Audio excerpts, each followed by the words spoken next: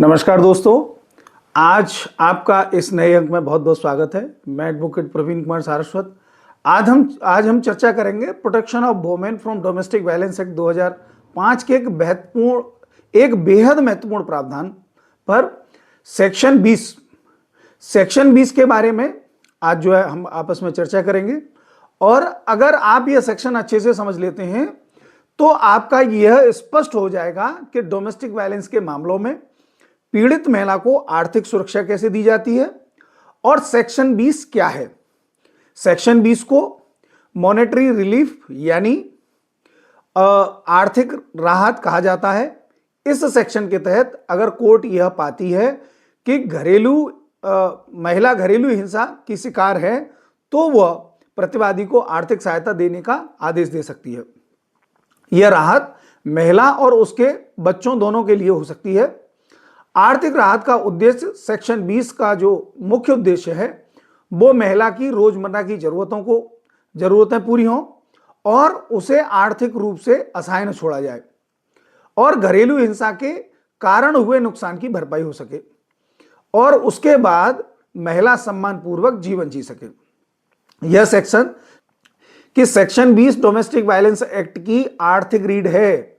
यह सुनिश्चित करता है कि कोई भी महिला हिंसा के बाद भूखी, बीमार या असहाय न रहे। अगर आपको वीडियो अच्छा लगा हो तो लाइक करें और शेयर करें और ऐसे ही महत्वपूर्ण जानकारियों के लिए जुड़े रहें हमारे साथ। आगे फिर नए अंक में आपसे मुलाकात हो। सिर्फ मुआवजा नहीं है बल्कि आर्थिक सुरक्षा की गारंटी है। सेक्शन 20 के अंतर्गत क्या क्या शामिल है इस पर हम चर्चा करेंगे। न्यायालय निम्न प्रकार की आर्थिक राहत दे सकती है जिसमें नंबर 1 है मेंटेनेंस यानी भरण पोषण। महिला और उसके बच्चों के लिए मासिक भरण पोषण की राशि तय की जा सकती है। यह भरण पोषण सीआरपीसी 125 से अलग और अतिरिक्त हो सकता है। चिकित्सा खर्चे यानी मेडिकल एक्सपेंस। अगर घरेलू हिंसा के कारण महिला का इलाज कराना पड़ा है तो उसका पूरा खर्च प्रतिवादी से दिलाया जा सकता है। नंबर 3 पे है आर्थिक नुकसान की भरपाई, जैसे नौकरी छूट जाना, व्यापार में नुकसान, घरेलू खर्च बंद कर देना। इन सब का मुआवजा सेक्शन 20 में शामिल है। संपत्ति को हुए नुकसान की भरपाई। अगर महिला के गहने, कपड़े, जरूरी सामान नष्ट कर दिए गए हों या छीन लिए गए हों तो उसकी आर्थिक भरपाई का आदेश दिया जा सकता है। राहत की राशि कैसे तय होती है?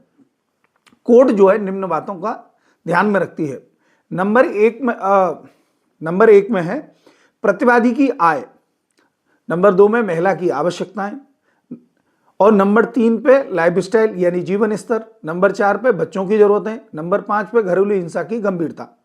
यानी राहत न्याय संगत और व्यावहारिक हो। सेक्शन 20 और अन्य कानून महत्वपूर्ण बात यह है कि सेक्शन 20 की राहत किसी अन्य कानून की तहत मिलने वाली राहत को खत्म नहीं करती। महिला एक से ज्यादा कानूनों के तहत आर्थिक राहत ले सकती है। आदेश का पालन न हो तो अगर प्रतिवादी कोर्ट